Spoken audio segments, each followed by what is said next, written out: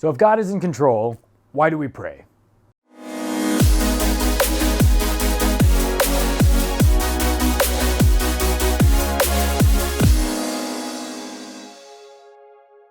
One of the biggest questions I get in ministry all the time is like, why prayer, right? Why do we do it? Right? On the one hand, we believe that God knows everything. So if God knows everything, do we really need to pray? And then we have scriptural evidence where it seems that like God did change his mind, right? In Exodus 32 and in Numbers 14, where God is going to smite all of the Israelites. And Moses is like, hey, please don't do that. And God says, okay, I've forgiven them. You know, it seems God certainly changes his mind based off of Moses' request. So we're kind of left with this tension of, we think God knows everything. So if God knows everything, can we really change his mind? Or God, doesn't know everything, or for some reason, like we are able to change God's mind with prayer or whatever it is. So this tension kind of fills the question when it's asked, because people genuinely want to know, why am I praying, right? There's a couple things that we know for sure.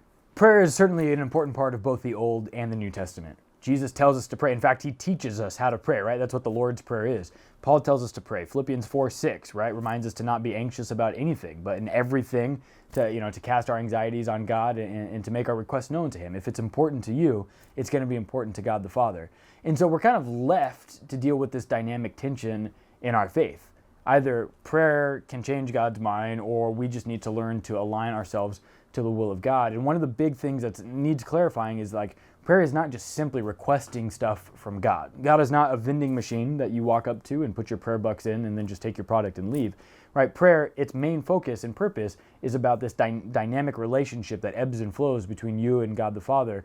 You learn to hear from God. You learn to receive God's words. You learn to send your own words back to the Lord. And it's not static, right? It's the symbiotic development that you're working and that you're cultivating and that you're creating.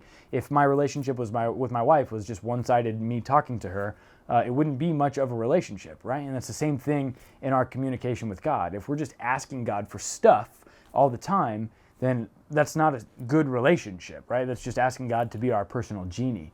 And so this is not an easy thing. This is not this like clear, cut and dry, black and white answer. And the reality is, like, we don't even understand our world fully. There's no way that we're going to be able to understand this kind of concept to the brim. And so I wish that I had something that was more clear cut and drive for you, but this is just part of the Christian tension in which we are genuinely called to live as people. If you want to talk more, feel free to leave a comment or get at me on Instagram. I'm at Joshua_Carman. I'd love to connect with you there. Thanks so much and have a great week.